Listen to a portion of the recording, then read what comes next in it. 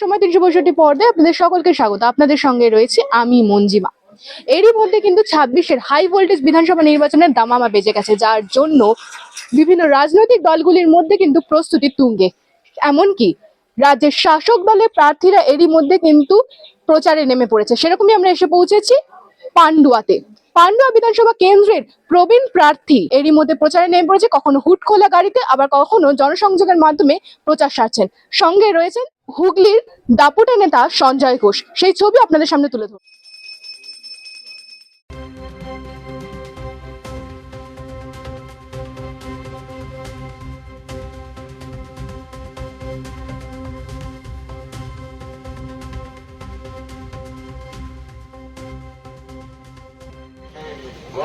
প্রতিশ্রুতি না, একটাই আমার প্রতিশ্রুতি যে মানুষের সুখের দিনে থাকতে পারবো কিনা জানি না, বিপদের দিনে দুঃখের দিনে আমি দারুণ কিন্তু প্রার্থী হয়েছে, দারুণ প্রার্থী। শুভেচ্ছা রইল। দাদা লড়াই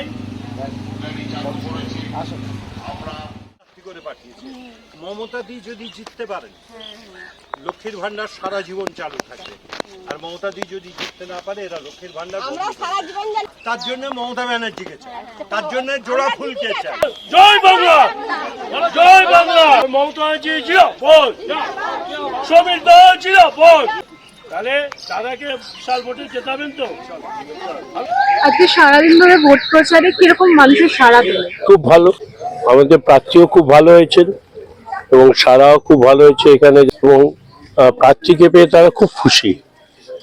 আচ্ছা, কি মনে হচ্ছে আগের বারে যে ভোট বাক্সে যতটা ভোট পড়েছিল সেই রেকর্ড কি এবার ভেঙে যাবে? মমতা বন্দ্যোপাধ্যায় উন্নয়নের প্রকল্পে ভোট হবে। আর যিনি প্রার্থী হয়েছেন সবাই যেসব এলাকায় গেছে খুব পরিচিত প্রার্থী। এখানে প্রথমে ভেবেছিল বিজেপি এবং সিপিএম প্রচার করেছে, মনে হচ্ছে প্রার্থী পিছিয়ে যাবে। এখানে আমাদের প্রার্থী যখন প্রচারে নেমেছে সবাই ঘুমিয়ে পড়েছে।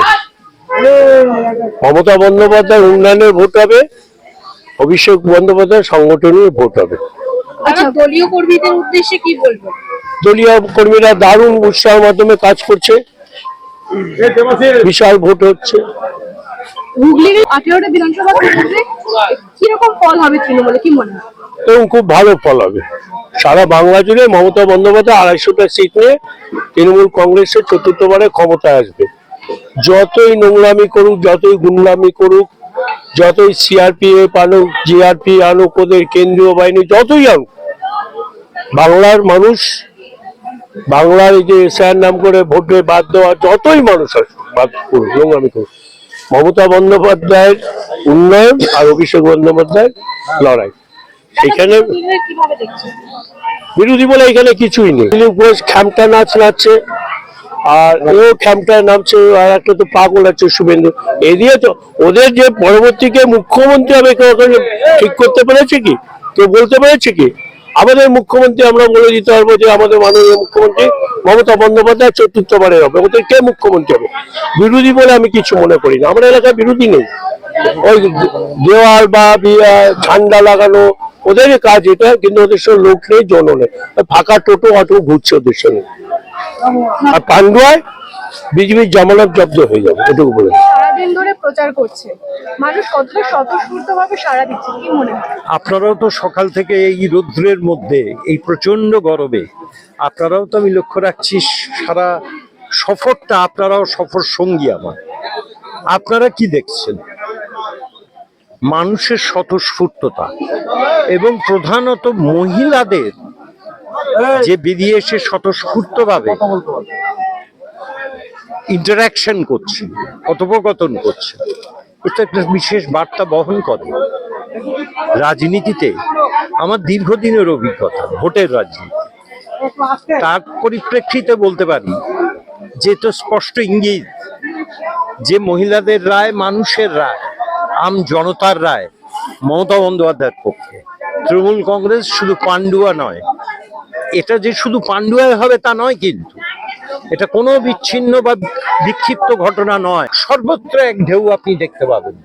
সুতরাং মমতা বন্দ্যোপাধ্যায় এবং তৃণমূল কংগ্রেস চতুর্থবারের জন্য বাংলার ক্ষমতায় আসাটা শুধু সময়ের অপেক্ষা, এই বার্তাই তো মানুষ দিচ্ছেন।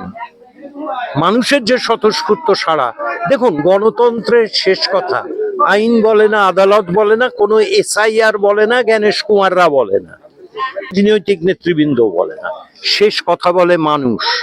তা মানুষের যে স্বতঃস্ফূর্ততা, মানুষের যে আলোড়ন তৈরি হয়েছে, তো বার্তা পরিষ্কার যে মমতা বন্দ্যোপাধ্যায়ের চতুর্থবারের জন্যে বাংলার মুখ্যমন্ত্রী হওয়াটা শুধু সময়ের অপেক্ষা।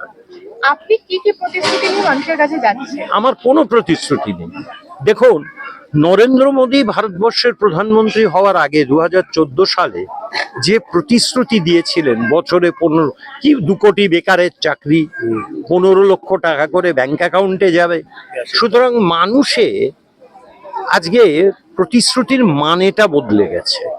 প্রতিশ্রুতি মানে ছিল বাংলা অভিধানে যে কোনো কিছুর জন্য অঙ্গীকারবদ্ধ হওয়া, আর আজকে নরেন্দ্র মোদী এবং বিজেপির প্রতিশ্রুতি হচ্ছে, এই প্রতিশ্রুতির মানে হচ্ছে মানুষকে আশায় আশায় রেখে না দেবার নাম প্রতিশ্রুতি।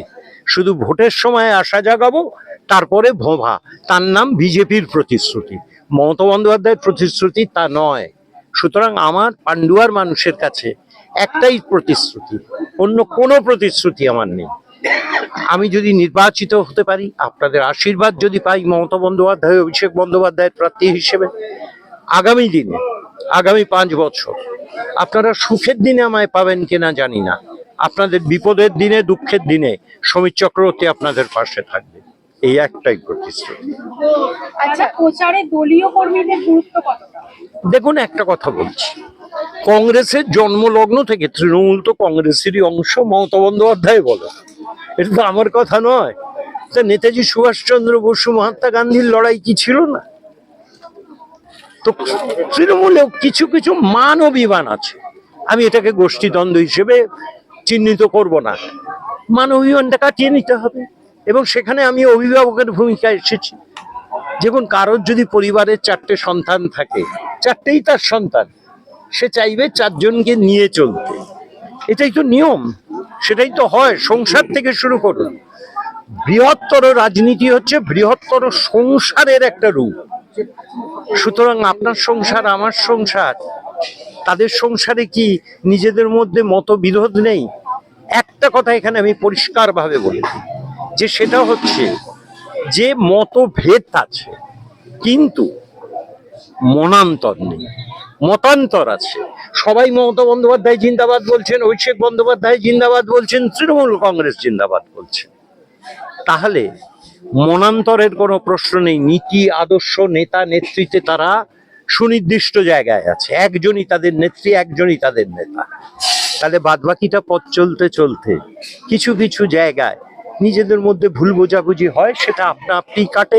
কখনো কখনো অভিভাবকের দায়িত্ব আসে সেটাকে একসঙ্গে মিলিয়ে চলার জন্য। এটা একটা একান্নবর্তী বৃহৎ পরিবার, আমি বিষয়টা এইভাবে দেখি। আচ্ছা, শেষ কিছু নির্বাচনে দেখা গিয়েছে নির্বাচন মানে ধর্মের মেরুকরণের রাজনীতি একটা বিশেষ রাজনৈতিক দল আনে। এবার কি মনে হচ্ছে সেই ধর্মের মেরুকরণের রাজনীতিকে ভোট বাক্সে প্রভাব ফেলবে? দেখুন, এই রাজনীতি তো পশ্চিমবাংলা দেখেনি।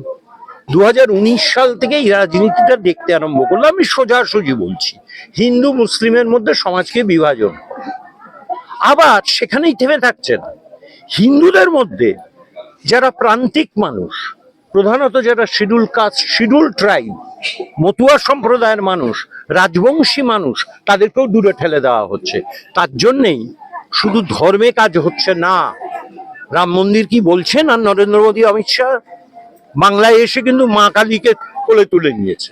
ব্রিগেডে দেখছি পেছনে নরেন্দ্র মোদীর যে ব্যাকড্রপটা করা হয়েছে, সেটা কিন্তু দক্ষিণেশ্বরের কালী মন্দির।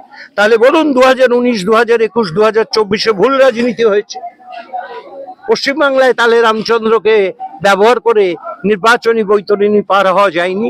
এমনকি গত লোকসভা নির্বাচনে 2024 সালে যে অযোধ্যায় রাম মন্দির তৈরি হয়েছে, সেখানেই বিজেপির ভরাডুবি ঘটেছে।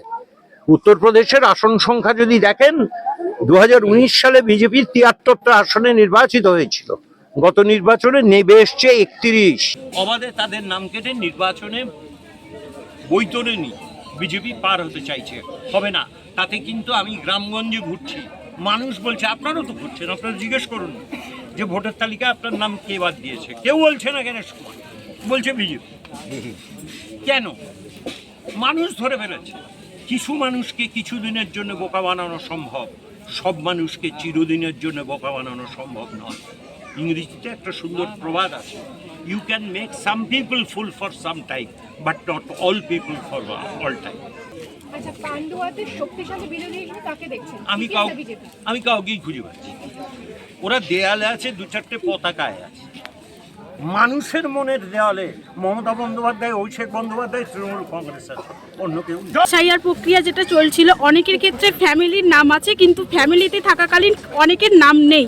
তাদের ক্ষেত্রে ভোটারে কি কি অসুবিধা হবে এবং কি পরিকল্পনা রয়েছে? মানুষ তো আমার কাছে এসে প্রশ্ন করছে, যে বাবা মায়ের নাম রয়েছে তার ছেলেমেয়ের নাম নেই। আমার প্রশ্ন গণেশ কুমারদের কাছে, আমার প্রশ্ন অমিত শাহ নরেন্দ্র মোদীর কাছে, ঘুষপেটিয়া কজন? তোমরা তো 6 মাস ধরে ভারতবর্ষে আওয়াজ তুলেছিলে ঘুষপেটিয়া, তার মানে অবৈধ অনুপ্রবেশকারী কজন বাংলাদেশিকে খুঁজে পেয়েছো তার তালিকা ঝোলাও। আর নয় পশ্চিমবাংলায় এসে আজে বাজে কথা বলে চলে যাবে, আবার শূন্য হাতে বাংলার মানুষ ফিরিয়ে দেবে। আসলে বেসিক্যালি অমিত শাহ নরেন্দ্র মোদী নির্লজ্জ।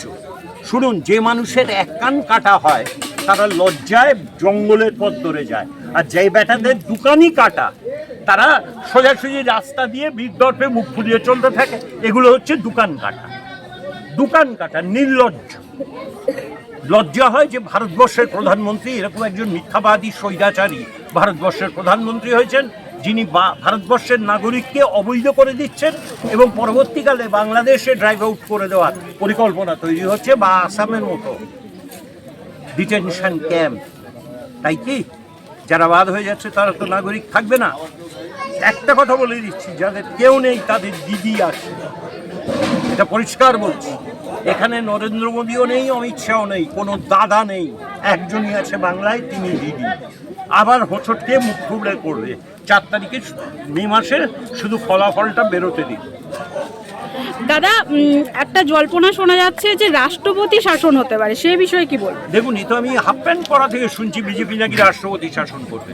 আপনাদের দেখুন প্রত্যেকটা কথাই তাহলে আমায় পরিসংখ্যান দিন। ভারতবর্ষে এই বিজেপি নরেন্দ্র মোদী প্রধানমন্ত্রী থাকাকালীন দুবার দুটো রাজ্যে রাষ্ট্রপতি শাসন করেছে। একটা 2015 সালে অরুণাচল প্রদেশ কংগ্রেসের সরকারকে ভেঙে দিয়ে, আর দ্বিতীয় রাষ্ট্রপতির শাসনটা করেছিল 2016 সালে উত্তরাখণ্ডে কংগ্রেসের সরকারকে ভেঙে দিয়ে। দুটোই পরের দিন সুপ্রিম কোর্ট নরেন্দ্র মোদী অমিত শাহ দুগালে দুটো থাপ্পড় মেরে গভর্নমেন্টগুলোকে পুনর্বহাল করে দিয়েছে। তাই রাষ্ট্রপতি শাসন করার ক্ষমতা নেই। আমি জানি কেন এই প্রশ্নটা আপনি করছেন।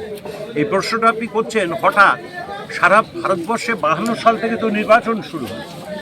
ভোটের দিন ঘোষণার 7 দিন আগে কোনো রাজ্যের রাজ্যপাল বদল হয়েছে? ইঙ্গিতটা কিসের? চেষ্টা করে দেখুন না। শুনুন, রাষ্ট্রপতির শাসন যদি পশ্চিমবাংলায় করেন, মমতা বন্দ্যোপাধ্যায় 294টা আসন পাবে।